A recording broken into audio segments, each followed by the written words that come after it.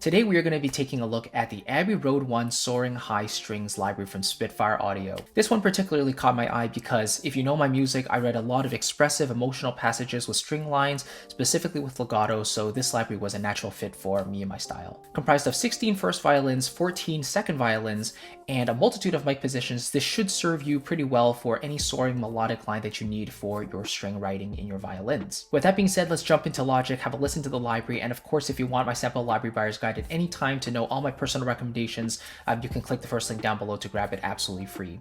With that being said, let's jump in. Alright, so let's have a listen to the legato first. This library comes with 3 articulations. We have the soaring legato, which is the heartbeat of this library, then we have the longs, which are just regular sustains, and then we have spiccato as a little extra bonus as well. So let me play through the legato, I'll play through the longs, and then the spiccato. We'll share our impressions and any comparisons as well. So let's have a listen to the legato here.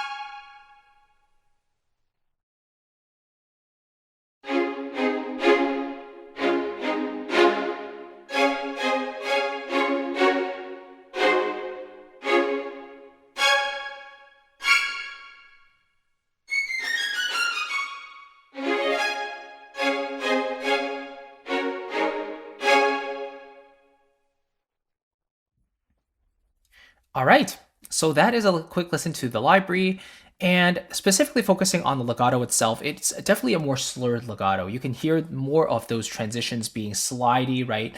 They kind of go from one note to another very emphatically in a way. And that's kind of the purpose of this library. It's built in with what they call a slurred legato. And it does remind me quite a lot of Vista from Performance Samples. Now, Vista, I think, is the most direct comparison because it also has a one legato type, which is the slurred legato. And the main difference, though, is that Vista is a chamber-sized library, so it's much smaller, but it still has quite a large sound to it. But that library is also legato only. This library has legato, but it also has the longs and it has the spiccato, so it gives you one length of short as well, which obviously adds to the flexibility a little bit. However, this library does not come with low strings, so it does not have violas, cellos, or basses, whereas Vista does. So there's a bit of a give and take there, and this library is quite a lot cheaper as well. This one is $50. Vista is usually, I believe it's around $300 or so.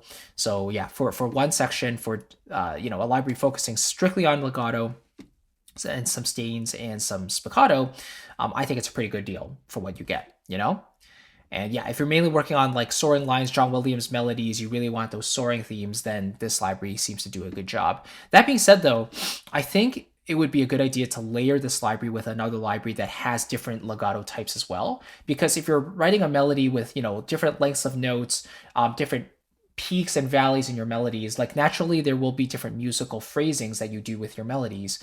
So you're going to want different legato types in your melody. And I think if you layer this library, which has a bit more slurred legato, with something like CSS, for example, which doesn't have as much of a slurred legato out of the box, you would get that best of both worlds sort of situation there. So just keep that in mind. This library is sort of a single trick, one trick pony sort of library. But I think what it does very well in terms of the slurred legato there. But yeah, the actual sound itself is very detailed as well, very passionate sound as well in the performances. Maybe let's have a listen to the mix number 2. The mix number 1 sounds really good, very clear, but maybe mix number 2 gives us a slightly alternative color.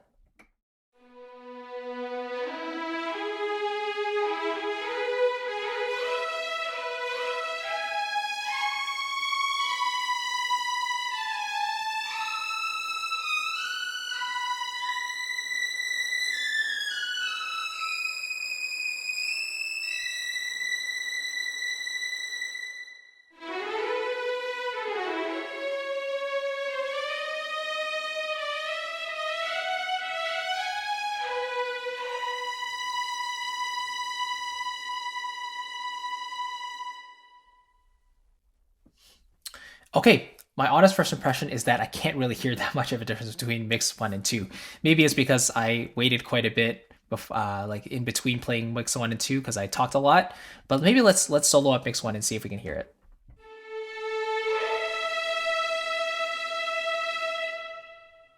And then let's solo up mix 2 and see if we can hear that as well.